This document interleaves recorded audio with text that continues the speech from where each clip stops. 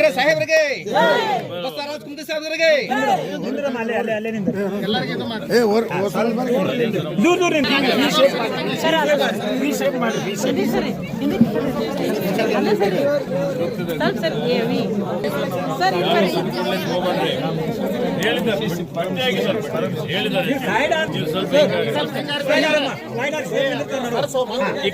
ನೋಡಿ ಹಚ್ಚಿಡಿ ಸರ್. ಸ್ವಲ್ಪ ಮುಂದ್ಗಡೆ ಬನ್ನಿ ಸರ್.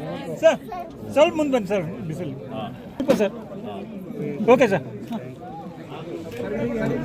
ಬಿಜಾಪುರ್ನಲ್ಲಿ ಇವತ್ತು ಹಸಿರು ಹೊದಿಕೆ ಬಹಳ ಕಡಿಮೆ ಇದೆ, 1% ಕಡಿಮೆ ಇದೆ.